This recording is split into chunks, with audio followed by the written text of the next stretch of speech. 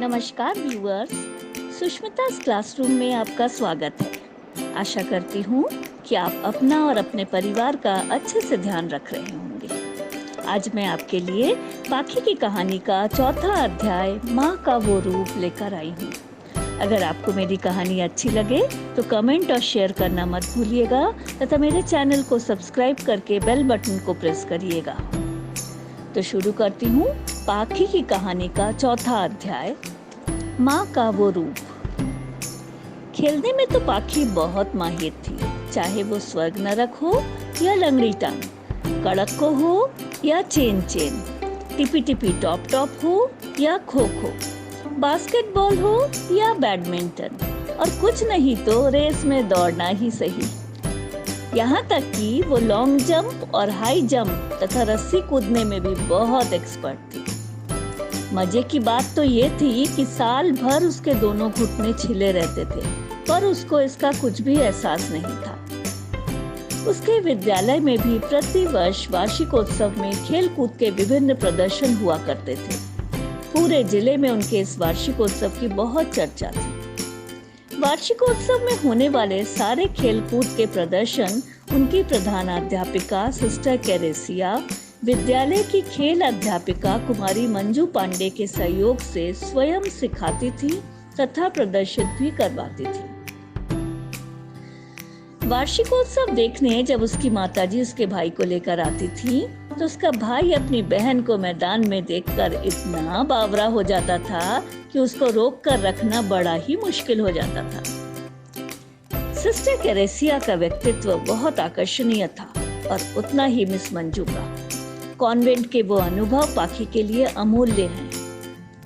वहाँ की एक ऐसी शिक्षा थी जिसे पाखी ने कहीं और नहीं सुनी।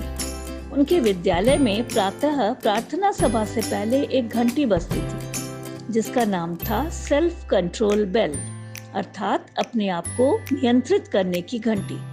उस घंटी के बजते ही सभी अपने स्थान पर जैसी अवस्था में होते थे वैसे ही 2 मिनट के लिए स्थिर हो जाते थे। इसके सालों साल के अभ्यास ने पाखी को किसी भी परिस्थिति में विचलित न होने की शिक्षा दी। एक और विशेषता थी कि सभी विद्यार्थियों को साल के शुरू में किताबों के सेट के साथ कपड़े के 2-2 डस्टर मिलते थे, जिनसे उन्हें प्रातः विद्यालय आकर बारी बारी से अपनी कक्षा की डस्टिंग करनी पड़ती थी। बाद में प्रार्थना सभा में सबसे साफ कक्षा को स्टार मिलता था। स्टार भी 3 स्तर के होते थे। वहीं जो बच्चे सेल्फ कंट्रोल बेल में हिलते हुए पाए जाते थे उनका नाम भी लिया जाता था, जिससे उन्हें शर्मिंदगी होती थी।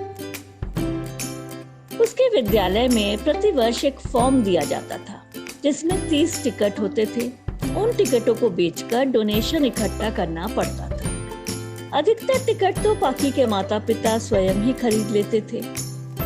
उस वर्ष की बात है जब पाखी नई नई उस विद्यालय में गई थी। उसने सुना था कि उस फॉर्म को भरकर पैसे सहित जमा करवाने पर इनाम मिलता है। पाखी ने घर में जाकर ऐसा ही बताया था, पर जब उसे इनाम नहीं मिला तो वो बहुत उदास हो गई। उसे लगा कि वो तो झूठी बन गई।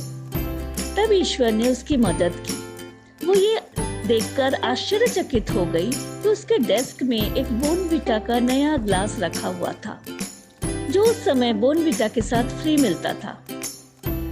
उस समय के डेस्क भी अलग होते थे, वो ढक्कन बंद हुआ करते थे। पाखी खुशी खुशी वही गिलास घर ले गई। पता नहीं माताजी को पता चला कि नहीं, पर उन्होंने कभी जाहिर नहीं होने दिया।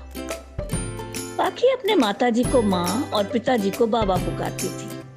पाखी की माँ जब प्रति माह उसकी फीस जमा करने उसके विद्यालय आती तो कक्षा की खिड़की से सारी लड़कियां उन्हें देखती रह जाती थी। वो नहाकर अपने लंबे बालों को खोलकर बिंदी लगाकर आती तो सब मुग्ध हो जाते थे, जिससे पाखी अपने आप को बहुत गौरवान्वित महसूस करती थी। फीस जमा करके जब वो कक्षा में पाखी को पैसे देने आती कि वो कैंटीन से अपनी पसंद का कुछ खरीद ले, तो पाखी के लिए तो ऐसा होता कि उसे हाथ में चांद ही मिल गया हो। वो आनंद अतुलनीय था। पाखी की माँ उसके लिए अलग अलग डिजाइन के बहुत सुंदर सुंदर फ्रॉक सिलती थी। हर बार त्योहार आने पर ये जानने का सबको उत्साह रहता कि इस बार पाखी कैसी फ्रॉक पहनेगी। उसकी माँ बहुत अनुशासन प्रिय महिला थी। कुछ गलत करके उनके हाथों छूट जाना तो असंभव ही था। एक घटना तब की है जब पाखी 6-7 साल की होगी। उसका मन ललचाता था जब वो मेज पर बाबा द्वारा इकट्ठे रखे सिक्कों को देखती थी। बाबा रोज ऑफिस से आकर उस मेज पर अपना जरूरी सामान रखते थे, जिनमें वो सिक्के भी बड़े सलीके से रखे होते थे। पाखी का मन करता था वो भी उन सिक्कों को अपने पास रखे, जबकि उसको यही कहा जाता था कि बच्चे पैसे नहीं लेते, पैसे हाथ में लेने से वो बच्चे के हाथ को काट देते। आखिर एक रविवार के दोपहर को जब सब सो रहे थे, पाखी ने हिम्मत करके उसमें से कुछ सिक्के उठा लिए और बड़ी खुशी खुशी उन्हें लेकर दूसरे कमरे में चली गई, जहां उसने एक खाली डिब्बी रखी हुई थी। उसमें उन सिक्कों को रखकर वो बहुत प्रफुल्लित हो ही रही थी कि तभी माँ पीछे से आ गई और उसके कान जोर से खींच लिए। धन्यवाद। आपका दिन मंगलमय हो।